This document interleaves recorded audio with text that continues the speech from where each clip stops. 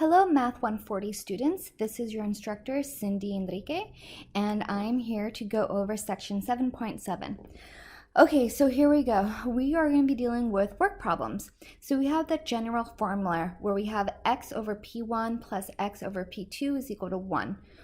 So p1 is the first person or object 1, P2 is person 2 or object 2, and X is the time working together, and it's always going to be equal to 1 because it's one job that's being completed.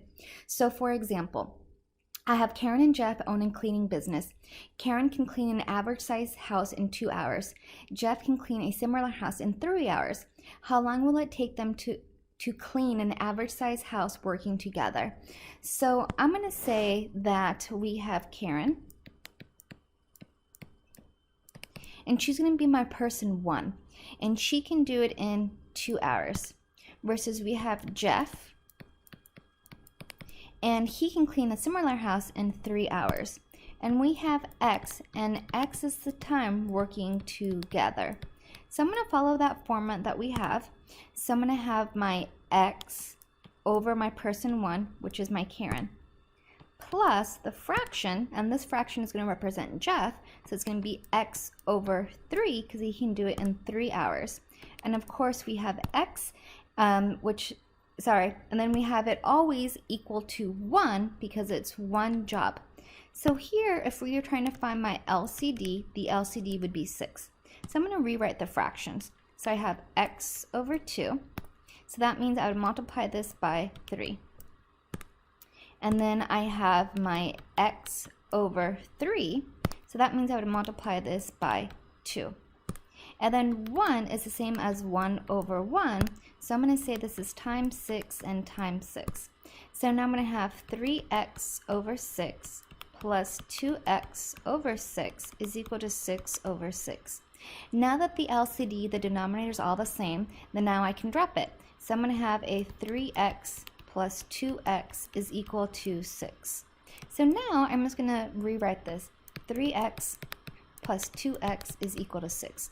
So I'm going to have my 5x is equal to 6. So x is equal to 6 over 5. And usually when we talk about hours, we don't usually say, oh, they can do it in 6/5 of an hour. Instead, we give the decimal approximation. So it would be a 1.2, that's 6 divided by 5. And remember, my units here are going to be hours. So in 1.2 hours, it can be done. For example number 2, we have Warren. Warren runs 3 miles away from the gym, turns around and runs an average of 2 miles per hour faster on the return trip. If the total time of his run is 1.25 hours, what is his speed in the outbound leg and the inbound leg of his run? So because I know I have a distance, a rate, and a time, and my rate is usually that miles per hour. So that tells me it's going to be my rate. Then I know that I have a distance, a rate, and a time problem that I'm going to be trying to figure out here. So he runs away from the gym. So away from the gym. So let's see. So he runs 3 miles away from the gym. So miles here, I know that's going to be a distance. So my first distance when he's running away is 3. Turns around and runs an average of 2 miles per hour faster on the return trip. So here's my return trip. So if I have my return trip, so let's think about this. So I have, let's say, point A, and I have my point B.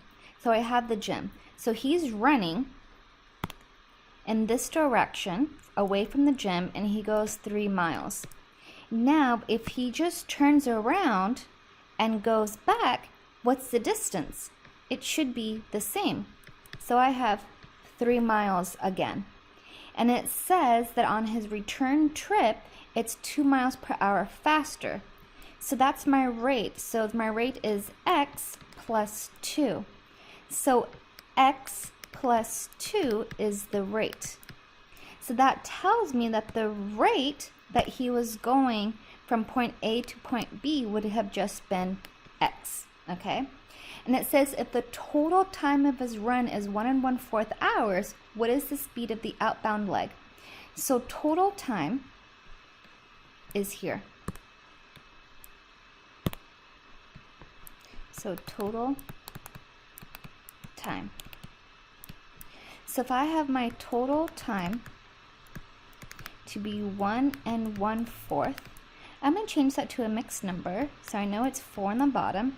I multiply and I add. So 4 plus 1 is 5. So I'm going to have my 5/4. So I'm going to have my formula where I know that distance is equal to rate divided by time. So the first distance plus my second distance is equal to my total time. So here I have a distance and I have a rate. So the distance is 3, my rate is x, plus my distance over my rate is going to equal my total time. So that total time here is my 5/4. So now I just have to find my LCD. My LCD in this case is going to be, well, I have that 4x and I have an x plus 2. So I'm going to multiply each fraction by what it's missing. So I had the 3. What it's missing is, I had the x, so that's fine. So I'm missing a 4. And I'm missing an x plus 2. Plus, and I had a 3. So what's missing here is the 4 and an x. And I had the 5. What's missing from there? Well, I already have the 4, but I'm missing the x and the x plus 2. So I multiply each fraction by what it's missing. So now I have 12x plus 2 plus 12x is equal to 5x, x plus 2. So now I have to distribute. 12x plus 24 plus 12x is equal to 5x squared plus 10x. So I have my 12x and this 12x, so that's going to give me a 24x plus 24 is equal to 5x squared plus my 10x. So I'm going to subtract everything to give me a 0. So minus 24x. So minus 24x. Minus 24. So minus 24. So I'm going to get a 0 on that side. Now I'll have a 5x squared. And 10 minus 24 gives me a negative 14x. And I have a negative 24. So then from here, I'm going to have to factor. So I have 0 is equal to 5x squared minus a 14x minus 24. And if you guys like to do the AC method, that's fine. My A times my C, so I have 5 times my negative 24, so that's negative 120. My B value is a negative 14. So some numbers that multiply to 120, there's going to be a lot of them, so let's see. 1 times 120, 2 times 60. 120 divided by 3, so 3 times 40. 4 times 30. 5 times 24. 6 times 20.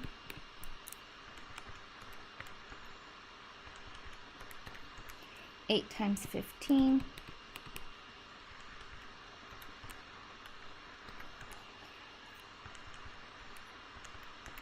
10 times 12. So those are all of my multiples that multiply together to give me 120. So now I want the combination that's going to give me a negative 14. So let's see what that would do. So maybe a positive 20, or let's see, maybe a negative 20 plus 6. Perfect. So this is the one that's going to give it to me. So I know that I'm going to rewrite this as a negative 20 and a positive 6, because negative 20 plus 6 is a negative 14. So I'm going to rewrite that middle term here. So I'm going to rewrite this as a 5x squared, and I have a negative 20x plus 6x and I have my minus 24. So now I'm going to split it in half and do factor by grouping. So the first two, what they have in common is a 5x. So I'm left with an x minus a 4 plus a 6, because that's what it has in common, and it's an x minus a 4. So I have x minus 4, and I have my 5x plus 6 all equal to 0. So I'm going to have x minus 4 is equal to 0, and 5x plus 6 is equal to 0. So x is equal to positive 4, and over here 5x is equal to a negative 6, so x is equal to a negative 6 divided by 5. And now here, because I'm talking about rate, rate can never be negative.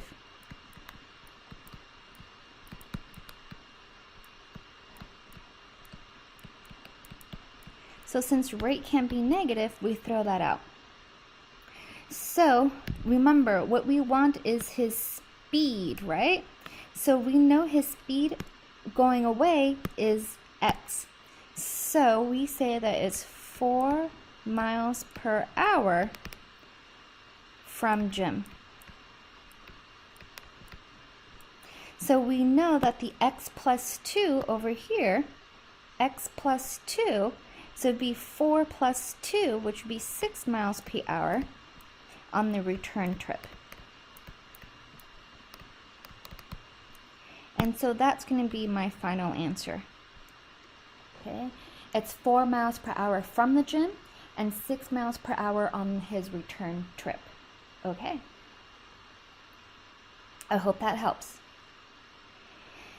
Now we have some practice problems, and it's the same method here. So it says that Terrell owns a landscaping company. Every Monday he services the same group of clients and takes him 5 hours to complete the service. On one occasion he hired a student, Jared, to service those same clients, and it took Jared 6 hours. Working together, how much time would it take them to service the clients? So this is them working together. So here I have Terrell, and it takes him 5 hours. And we have Jared, and Jared can do it in 6 hours. So x is the time working together. So the first fraction is going to represent Terrell. So I'm going to have my x over 5 plus, and the second fraction is going to represent Jared. So that's going to be x over my 6. And it's always going to be equal to one job working together. So my LCD here is going to be 30. So I have my x over 5. So I'm going to multiply that by 6. And I have my second fraction, my x over 6. So that means to get to 30, I need to multiply by 5. And that 1 can be written as 1 over 1. So that means I'm going to multiply top and bottom by 30. So this gives me a 6x plus a 5x is equal to 30. So 11x is equal to 30. So x is equal to 30 divided by 11. So when I put that into my calculator, 30 divided by 11, it's going to give me a decimal. So x is equal to 2.7272727. So it keeps repeating. So I'm going to say that this is going to be x is equal to 2.73 hours. Let's just go ahead and round off. Okay? All right. So I hope that helps. For the next example, it says a plane travels 1,200 miles against the jet stream, causing its airspeed to decrease by 20 miles per hour. On the return flight, the plane travels with the jet stream, so the airspeed is increased by 20 miles per hour. If the total flight time of the round trip is 6 1/3 hour, what is the plane's rate in still air? So this type of problem is a distance is equal to rate times time. So I'm going to head and set up my table. So distance, my rate, and my time.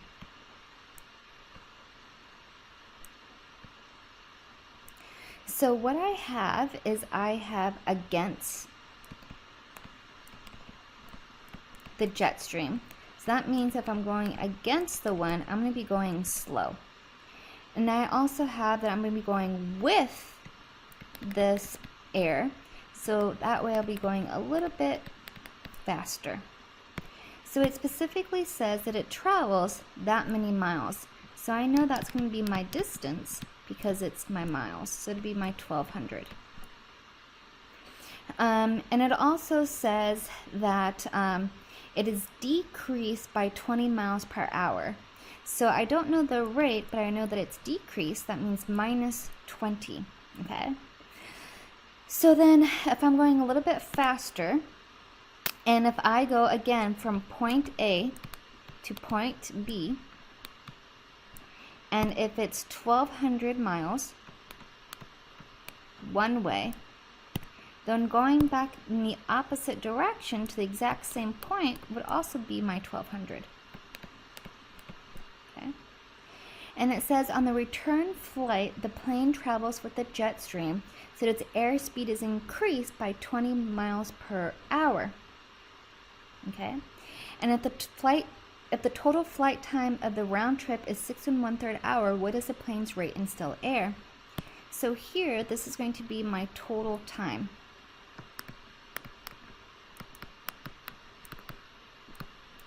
So my total time is 6 1/3 hours. So I know my denominator is 3. So I'm going to have 6 times 3. And I'm going to add 1 to it. So if I add 1, I'm going to have a 19. So I'm going to have my distance. Sorry. So I'm going to have my distance is equal to rate times time, and time is equal to distance divided by my r. Okay, so that's what I have here. So the only thing that I'm missing here is my rate. So this is going to be my x plus 20. Okay. So now I'm going to have my distance divided by my rate, and I have another distance divided by my rate. Add those together, and it's going to equal my total time. So I know that I'm going to have my 2 distance divided by rate added to each other to equal my time. So for the first one, I'm going to have my 1200 over my x minus my 20. And it's going to be added to the other distance divided by rate times time. So I'm going to have my 1200.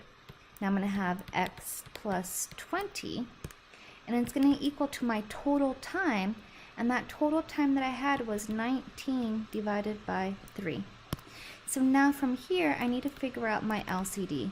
So it looks like it's 3, x minus 20, and then x plus 20. So I need to multiply top and bottom by what's missing. So I have my 1200, and I have my x minus 20. So what I'm going to multiply here by is a 3. And it looks like I also need an x plus 20. Now I move on to my next fraction. And I have my 1200. And I have my x plus my 20. So what I'm missing here is multiplying by a 3. And I'm also missing an x minus a 20. Okay. And it's equal to my 19 over 3. And what I'm missing is an x minus 20 and an x plus 20. So now that my LCD is going to be all the same, I just have to worry about the numerator. So my 1200 times 3 is 3600. And I have my x plus 20. And I can drop my denominators if I want, or keep it. Plus, and then 1200 times 3 is 3600. And I have my x minus my 20. And I have my 19. Now if I were to FOIL that out, x times x is x squared. I see that those are conjugate pairs. So when I were to FOIL this out, the cool thing about this is that since they're conjugate pairs, the outer and their inner the outer and the inner cancel out. So you're just left with the first, which is x times x, and you're left with the last, that's 20 times 20, which is a negative 400, okay? So that makes my math a little bit more manageable. So now I distribute. So I'm going to have 3600x plus 72,000 plus 3600x minus my 72,000 is equal to 19x squared, and 19 times 400 is 7,600. And now what's cool about this is that I have a positive 72,000 and a negative 72,000. So now I'm gonna, oops, I didn't mean to do that. So now I am going to add my 3600x and my 3600x.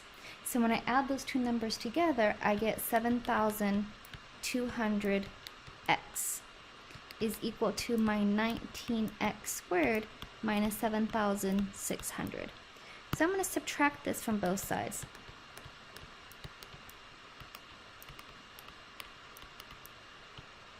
So I can get a 0 on one side. So I'm going to have my 19x squared minus my 7,200x minus my 7,600. Okay. So then from here, I'm just going to factor. And if you want to do the AC method, you guys can do the AC method. For me, it's easier to do guess and check. 19 is a prime number, so I know I'm going to have 19x times x.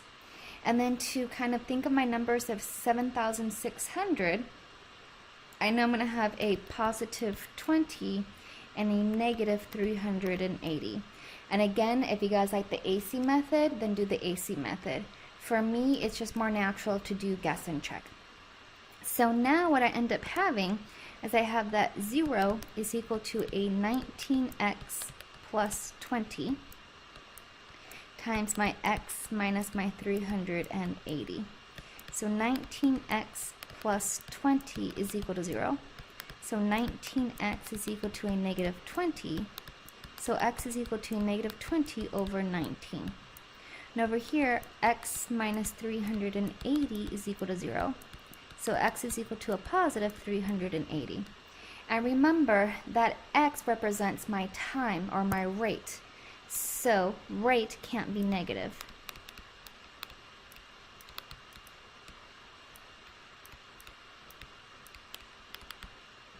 So then the speed is 380 miles per hour. Okay.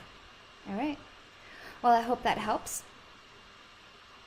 Now, we're going to switch gears and go to our direct and inverse variation. We let k be a non-zero constant real number, then the following statements are equivalent. Y varies directly as x. Y is directly proportional to x. So we have y is equal to k times x. Y varies inversely as x. Y is inversely proportional to x. So we write it as a fraction y over k to the x. Y varies jointly as w and z. So y is jointly proportional to w and z. So it's just being multiplied together. So here what we're going to do is just make sure we understand the vocabulary, okay? So we want to translate each expression to an equivalent mathematical model. So the first word here is varies directly, okay? The circumference of a circle varies directly as the radius. So since it's directly, I know this is going to be it. So let's think of our variables here. So their circumference, oops, we did not want to do the highlighter. So their circumference, C, is equal to that K, it's always going to be equal to K, and varies directly as the radius. So for radius, we should have the variable R, so times R. So the circumference is equal to K times my R. So I just rewrote it. Now for number 2, or actually let me do that, there we go. For number 2, it says varies inversely, okay? So that's the key word here, inversely. At a constant temperature, the volume of gas varies inversely as the pressure. So inversely is this formula over here. So we have the volume of gas, so let's call that volume, V. It varies inversely, so I know I'm looking at a fraction since it's inversely. K is going to be up in the numerator. And we have the pressure, let's call the pressure P. So I'm going to have it as V is equal to K over P. Now for that last one, it says y varies jointly. So that's the key word there is jointly, as u and the square root of v.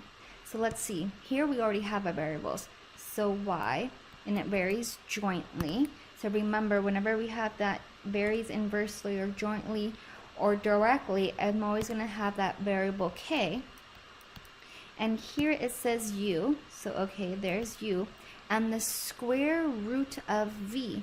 So hopefully you remember the square root of v. And so that's going to be my final answer. Okay. Now, some practice problems. So it says the time t it takes to drive a particular distance is inversely proportional to the speed s. So we have that key word there as inversely. So I know it's going to be a fraction. And I know with my fraction that k is going to be up on top. So let's see, the time t, so t, varies inversely to the proportion of the speed s. Okay. Now the key word here is jointly. So since the key word is jointly, then everything's going to get multiplied. So here we go. A varies jointly as B and C. Now, for that last one, it varies directly. So, okay, so I know I'm going to have my equal sign, and I know I'm going to have K there. So it says the amount of your paycheck P varies directly with the number of hours H that you work. So H there, so K times H. Okay, so now we're going to go into actually solving this thing.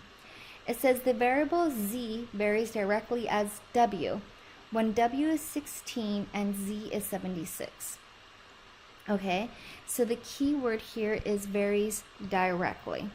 So since it varies directly, I'm going to have that Z is equal to K, and it's going to be multiplied by my W. And now I actually have values to plug in. I know that my W is equal to 16. And it also tells me that my Z is equal to 56. So I'm going to plug those in. So 56 is equal to my K times my W, which is 16. So to get the K by itself, I'm going to divide by 16. So I'm going to grab my calculator, and I'm going to say 56 divided by 16, and that gives me a 3.5. So 3.5 is equal to my K value. So that's my answer for the first one. For the second one, it says the amount of simple interest earned in an account varies jointly. So jointly is going to be the key word there as the interest rate and time of the investments. So let's think about this. So the amount of simple interest in an account, so let's say interest, is equal to, and it varies jointly, so I'm going to have K times some stuff. So I have my rate, so let's say that's R. And I also have my time, so let's say that's going to be T for time. An account earns $40 in 2 years at 4%.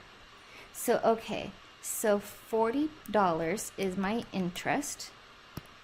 My 2 years, that's my time, so time is equal to 2.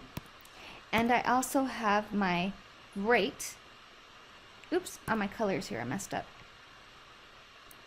So, sorry. Time is green. So, T is equal to 2. There we go. And I have my 4%, so that's going to be my rate. So, rate is equal to 4%. So, as a decimal, it's 0.04. So, now I can plug all this in. So, I have my interest, which is my $40. So 40 is equal to my K, that's what I'm trying to figure out. My rate is 0.04, and I have my time, and my time here is 2. So I'm going to multiply everything out. So 40 is equal to my K, and I'm going to multiply 0.04 times 2, and that's going to give me my 0.08. So then from here, to get the k by itself, I'm going to divide by 0.08. So divide by 0.08. So 40 divided by 0.08, and that gives me that my k value is equal to 500. Okay, so now it gives me my k value, but I'm not done. It's specifically asking me how much interest would be earned in 3 years at a rate of 5%. So now part 2 is actually using the k value to plug in. So remember from before that I had this following equation up here, right? I had that interest was equal to my k times my r times my t. But now I specifically know what my k is going to be. It's a constant value.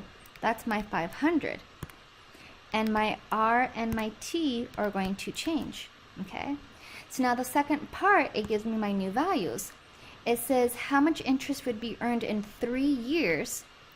So that time here is going to be 3. And it gives me my rate. My rate here is 5%, which gives me 0.05. So now I have that my interest is going to equal to my 500. The rate is that 0.05. And that time now that I'm thinking about is 3.